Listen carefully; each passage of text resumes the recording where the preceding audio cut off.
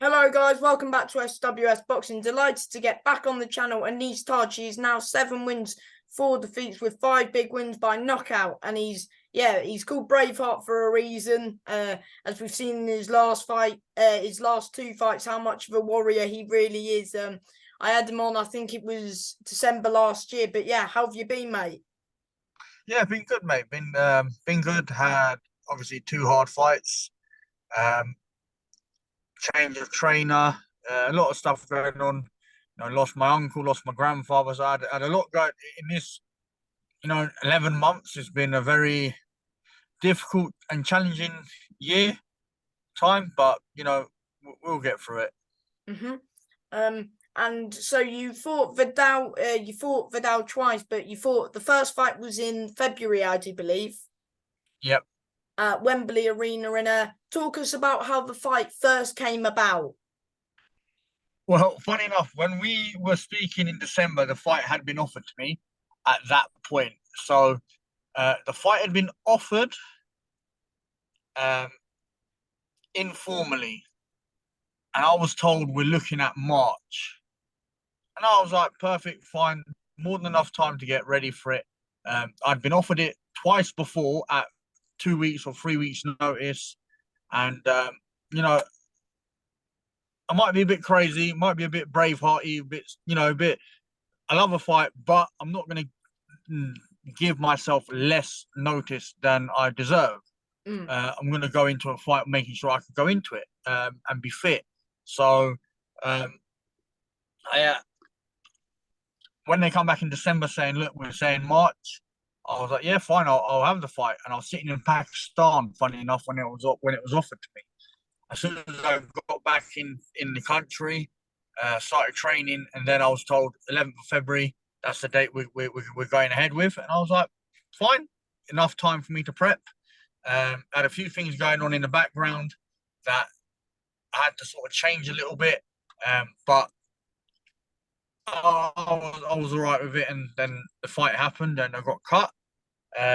Unfortunately, it was turned out to be a cracking fight. And if I'm honest, um, I think I was a bit more of an unknown commodity to Vidal than in the second fight. So I think if the chance of me to beat him just by being reckless was in that first fight, and obviously the referee stopped it.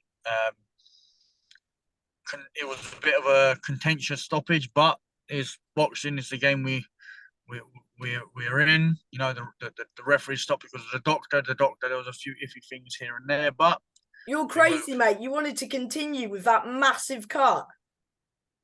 Yeah, you know what? Look, at the end of the day, if I can't continue, then there's got to be something really wrong. I'll carry on. It's that warrior spirit. I couldn't see out the left eye for half the third round. I kept having to close the eyes. But yet you're still chucking the backhand, and you tagged him a few times, and you kept beating. What was that all about when you beat your chest? I knew the cut was bad because I couldn't see out the eye. So the beating of the chest. I've been in the time I've been a fighter in the 11, 12 years I've had as amateur and pro. I've been a bit of a flashy sort of showboaty style. And now when you showboat against someone, it makes them want to come and fight. So, and I know what Vidal, I knew what he was like. If you showboat, he's going to want to try and fight. So it's the only thing I could think of is I'm not going to outbox him for the rest of this round.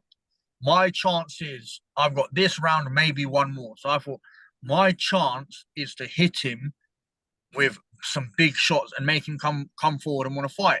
So the bang in the chest was sort of like, I'm here, I'm ready for a fight. Let's go, let's have it.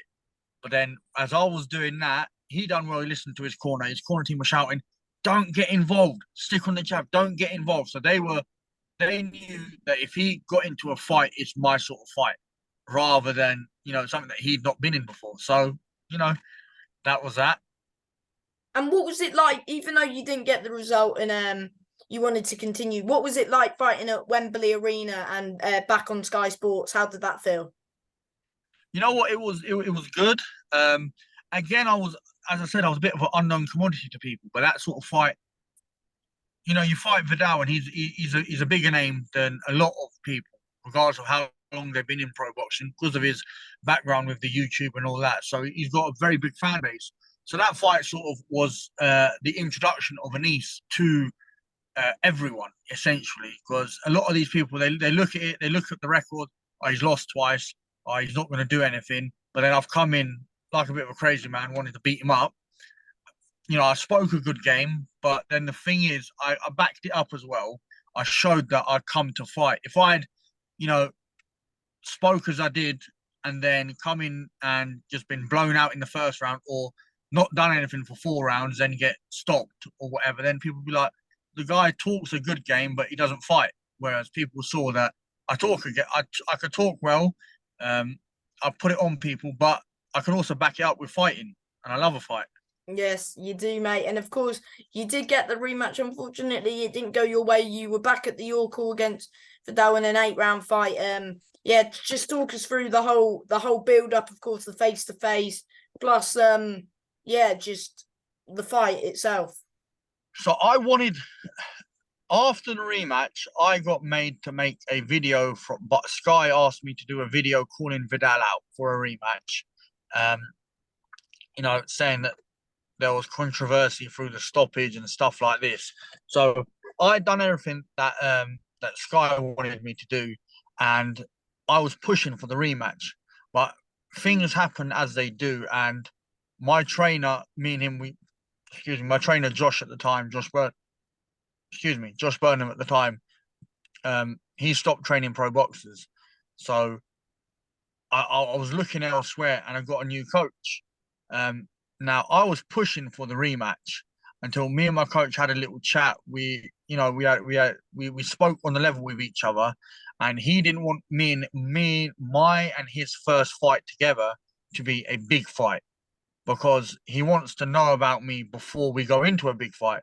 Because how someone is in sparring, in the gym, in a fight is slightly different. So, you know, some people change. So he wanted to be able to know what I'm like prior to a fight. Mm. Um, we were looking at, we had 2 or 3 shows that we were going to be set on, and then we were set on that same show against someone else, Mm-hmm. which wasn't as big a fight, which I was happy with. And then the whole concept of that was, win this fight, then we have the Vidal rematch for a title, like the Was English that title going we to be just for got. the English? So that's what we were trying to go for.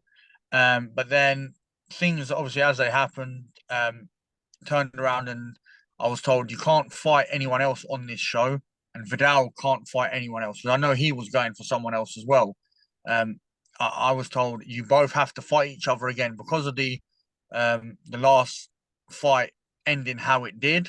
We've got to end it once and for all. So that's how the fight come about. My coach didn't really want it, but when we spoke about it, we watched the fight. He goes, "Look, here's a fight that we can win." So that's why in the end we got in the ring, and you know, we had it. And as good as the fight was for Vidal, the first 2 rounds, he come out with doing it a bit different than what I expected. A bit like the first fight, I come out like a bit of a madman, just putting it on him. In the second fight, he done the reverse. I thought it's going to be a bit of a chess match now. You thought he Um, was going to come out a bit cagey. I thought he'd come out cagey, just like he did in the first fight, a little bit more of a chess match.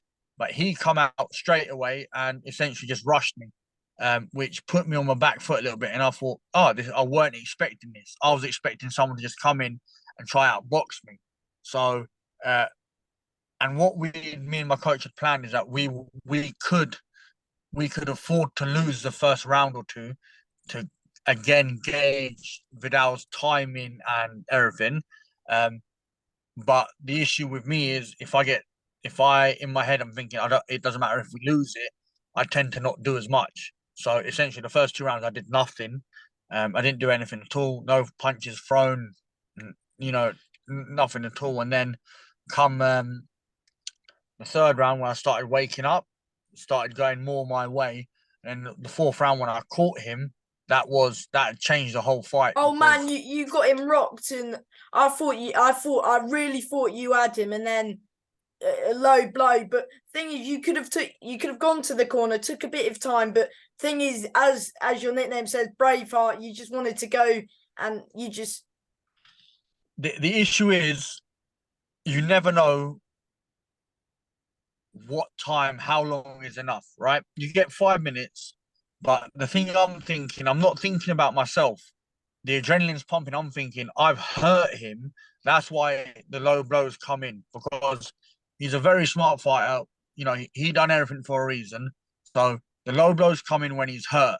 And I'm mm, thinking I don't want to give him any more time to recover because the more time he gets, the better he'll come back. So I'm thinking let me go out there. In theory, I should have taken the 5 minutes and started off again how I was, but I didn't. You know, and I've got to live up with. I've got to admit to my mistakes. You know, live with what I done. you didn't really recover from that, in my opinion, No, and you went to try and get him out of there. But what you should have done is just took a bit of time, then you go. But as you did get him out, I understand as a fighter the intention's high, and you just want to go for the kill. yeah, that's it. And then you And know a when you few go shots went looking in low for it, again. you just got caught. That's it. And I made the rookie error. I looked away from the boxing because the referee moved around, and I thought he's going to jump in because there was a lot another low shot on the guard went, and because my shorts weren't high, they were low. That's a foul. So I touched the shorts like referee. That one's a bit iffy.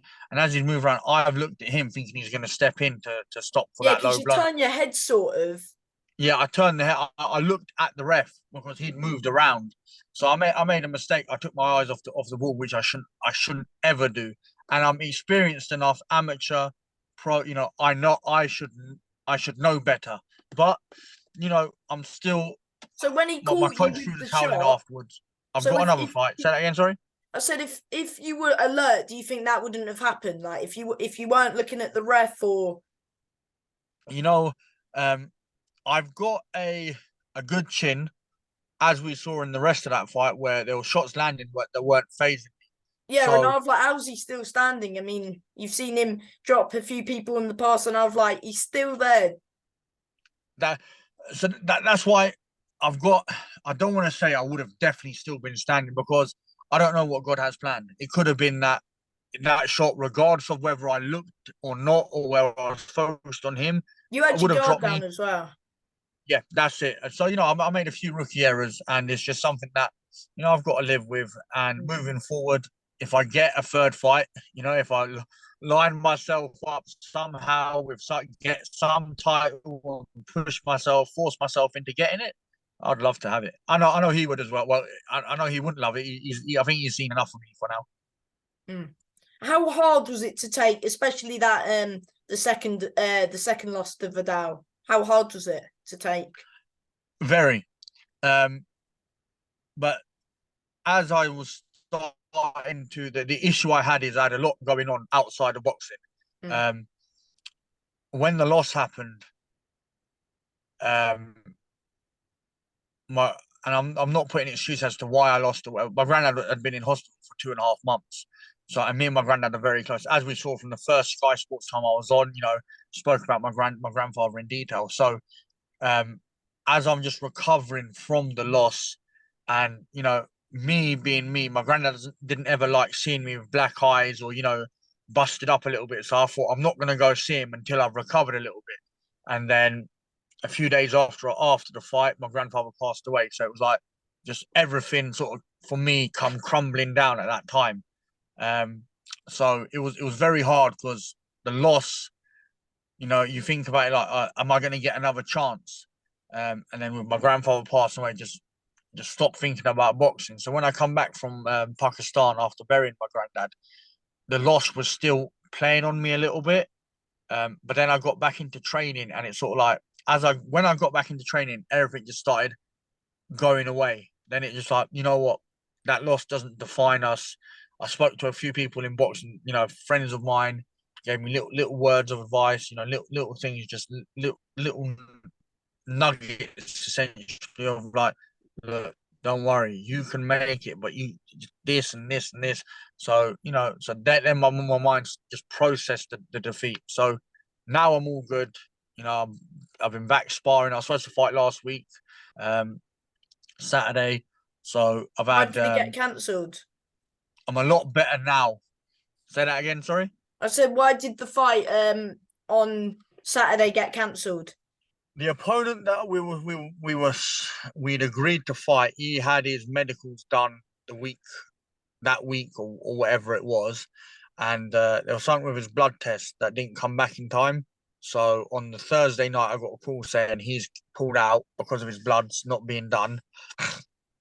We had someone else wanting to try and make the fight at heavyweight, but he wanted too much money for what the fight was, and the promoter is a very good friend of mine. He said, Aness, I'm not, I don't think we're going to be able to get you anyone. So then I just had to take it as it is. But because I had a good camp um, in prep for it, it's one of them where I haven't gained anything, but at the same point, I've not lost anything.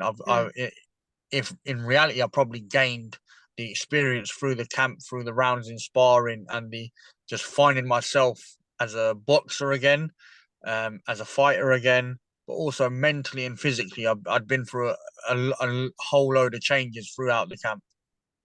And of course, even though Vidal did win the English title, I do believe he probably will vacate and look probably at the Lawals, the Chamberlain, probably the Chamberlain fight for the British and Commonwealth, I do believe. So would you have one more fight and then try look and get yourself back into the English picture with the likes of Ricky Reeves and Nathan Quallers?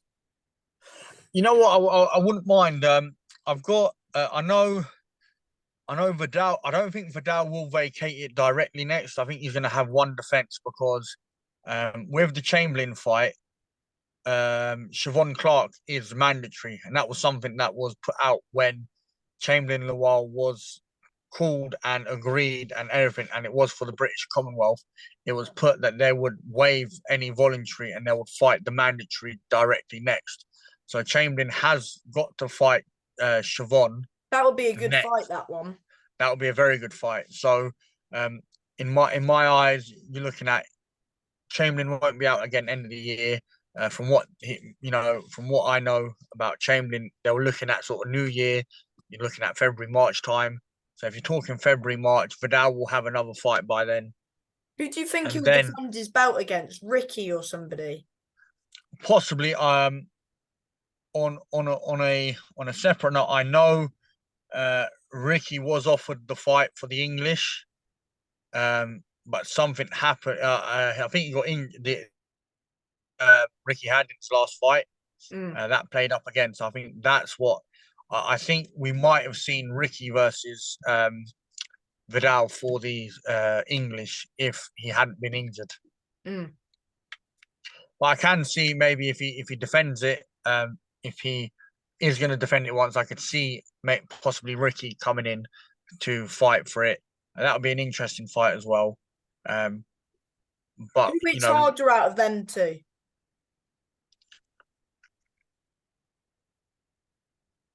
If I'm honest, they both caught me, and I don't want to sound like a bitter person because I've been dropped by both, so I can't turn around and say they don't hit hard. But honestly, I don't remember in the sense of neither of them hit exceptionally hard. Where it's like I got hit and I'm like, wow, I'm stunned. Both of their shots were great shots. Like I said, they're shots from the gods. They were heavy knockdowns, mate, and they could hurt anyone at your weight division. Exactly that, and I didn't actually feel the shot, if you know what I mean. So was all the rest of the shots that I got caught with weren't really affecting me. So I can't say they, to me they hit about the same. Yeah. So do you think that do you I know you probably won't want to like pick a side, pick a winner as you face both, but do you think that would be a good fight? And do you think that would go the distance, or just the usual saying, the usual, if the knockout comes, it comes? if that fight happens, it'll be an interesting fight. Simply because um Ricky, when he fought Perry Howe for the Central area, he was taking uh, a number of more risks than what Quarles did in his challenge to get the English against Vidal. But it's that thing is, will Ricky come and give a fight to Vidal or not? In the sense of, is he going to come and actually try and beat him in a similar way, taking risks and trying to hurt him and stuff like that, or Because is he going to try and play a long game? With Nathan, he was just looking for one shot to end the fight. But with you generally came and you tagged him as well. But with Nathan, he was trying to hope that, like, in a way, because he was backing up on the ropes, trying to counter him almost, would you say? Yeah. And see, the problem with that is I could see myself doing that because you could ask anyone I've sparred, anyone I've fought, I've got power, right? And if I hit someone clean, properly, not loading up, I hurt people. Vidal saw it in the last fight. I hurt him, and he admitted that himself. But the issue with Nathan is he's never knocked anyone out, and in the amateurs he wasn't known as a big puncher. So there's something that the training team should have spoken about in sense of he's not a big hitter. He shouldn't have been in there trying to take those sort of stupid, take all that punishment to try and give out one shot, which is never going to happen because he's not a big puncher. He's not a heavy hitter. Where even everyone at 91 kilos, 14 stone 4+, if you hit your weight, you're going to hit hard, but he doesn't have that sort of one punch knockout power. Mm-hmm. And so, what's the plan for 2024 for yourself, mate? Is it to have like a 6-rounder, then try get yourself in back running, trying to get the English, or what's the plan? The plan is 2 more fights, so would have been one more for 24 if this one on Saturday had happened. Yeah. But it will be one definite 6-rounder, then an 8 for definite. That's not questionable. Would you try and get Then the southern area, or do you think you're past that now? No, I don't want it. I don't want to seem disrespectful to be saying I'm past the southern area, but there's nothing about the southern area title that really interests me. Um, you look at Vidal Riley. Me and him, we had 2 good fights. He's now the English champion. I've sparred plenty of rounds with Isaac Chamberlain, British and Commonwealth champion. That's where my level's at. I just need to make it show in fights. That is where my level's at. So winning the southern area might be good to get the rounds in. But I've got another plan and I'm going a slightly different way where it'll be essentially leapfrogging the southern area, possibly the English, and sort of like getting myself in maybe this time next year to the British title perspective, which will be good because then I'll still be getting the rounds in the way that I'm looking at going. I've spoke with Mo prior. Him and I are very good friends. He was my first manager, and we do good business together. What about the Commonwealth Silver? That's a new title that's been added recently. That is another, and that is one of the things that me and Mo spoke about. We spoke of a few different possibilities of what we could get on one of Mo's shows, whether that's in Watford, York Hall, bloody Cardiff, like I was planning to go on Saturday. Wherever Mo has a show, he's more than happy to get me on. Spoken with Nielsen, Carl Nielsen of Nielsen Boxing, even Bobby Warren of Warren Boxing. So we've got a few shows that we could jump on. So now it's just about maneuvering myself in the right way. If you look at what Casey Kadimi has done in regards to like the IBO Intercontinental and aimed himself through that way, yeah. Sort of, I've got my mindset. I've got 2 or 3 different options, and that is definitely one of the options there. Good stuff, mate. And what can we expect from you? Have you changed up as a fighter, or what can fans expect from you in 2024, mate? What they could expect is I'm even bigger than I was. in the previous fights. So my body's all changed physically. I've developed. I've got a lot more power than I had. So you expect more of a full package. I've got defense now. I know how to block a shot using my hands and not my face. Um, and honestly, I'm using my brain a lot more. I've gone back to my slightly amateur type style where as an amateur I was 17, 18, 19 fighting 28, 29, 30-year olds. I was never going to hurt them, and in 3 rounds it was just unless I caught me with a great shot it wasn't going to happen. They had the maturity on me and stuff like that. So I used to outbox everyone. So I'm getting back to boxing. I'm getting back to, you know, using my jab, using the left hook, setting up shots, using little, ways of, setting traps and stuff like that. So, 2024, you'll see why Aness Taj was a good amateur. You'll see why Aness Taj was, touted as a good prospect until I lost.